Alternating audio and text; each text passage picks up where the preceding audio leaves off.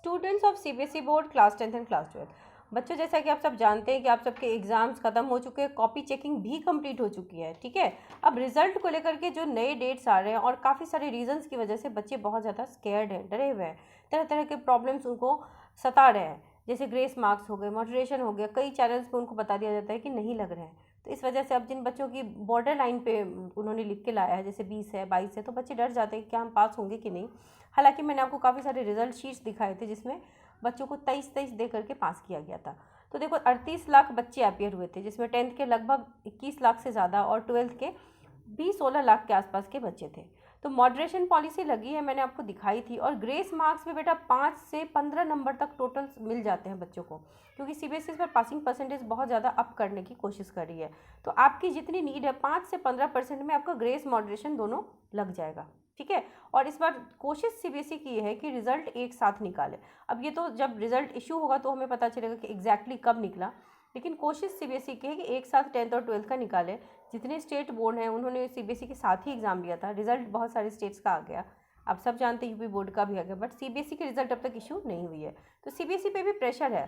तो सीबीएसई के कोई वरिष्ठ अधिकारी हैं जिन्होंने कल बताया था कि रिजल्ट उनका 10 मई के आसपास रिलीज हो सकता है। तो आप फिर भी ये मान के चलिए कि 10 मई को इसलिए नहीं होना चाहिए क्योंकि technically CBSE takes 2 weeks to prepare result after copy checking completion. तो 10 का मतलब आप फिर भी 15 समझ के चलिए, लेकिन हाँ 10 तारीख से हम अलर्ट रहेंगे कि रिजल्ट कभी भी आ सकता है। और ये ट्रस्ट मी, आपका रिजल्ट अच्छा ही आएगा, ठीक है। और बहुत अच्छे तरीके से कॉपी चेकिंग आपकी हुई है, हर तरीके से स्टूडेंट के स्ट्रेस लेवल को घटाने की कोशिश की जा रही है। अब न्यूज़ आ रही है टॉपर्स लिस्ट के रिगार्डिंग कि ये कहा जा रहा है कि स्टूडेंट्स यूजुअली लास्ट 3 ईयर से टॉपर्स लिस्ट जनरेट नहीं हो रही थी, स्टेट बोर्ड्स ने भी जनरेट किया है। बट अब एक मैटर चल रहा है कि क्या सीबीएसई को जनरेट करनी चाहिए या नहीं, क्योंकि टॉपर्स को तो बहुत अच्छा लगा कि उनकी लिस्ट आई और उनके लिए फेयर इनफ है। लेकिन वो बच्चे जिनके नंबर एक आध नंबर से वो टॉपर्स नहीं होते ना, उन पर बहुत वो होता है, स्ट्रेस होता है। जिन बच्चे के 60% 70% आते हैं उन्हें वो दुख नहीं होता कि हम क्यों नहीं है टॉपर, लेकिन जो मार्जिनली छूटते हैं ना तो उन पर बहुत प्रेशर होता है। तो अब सीबीएसई डिसाइड करेगी क्या वो टॉपर्स लिस्ट जनरेट करे या ना करे। तो देखते हैं क्या होता है, जो भी फर्दर अपडेट होगी वो आपको बताई जाएगी। ये अभी रिसेंट अपडेट आपके रिजल्ट की रिगार्डिंग यही है। 3 डेट है, 5 मई, 7 मई और 10 मई।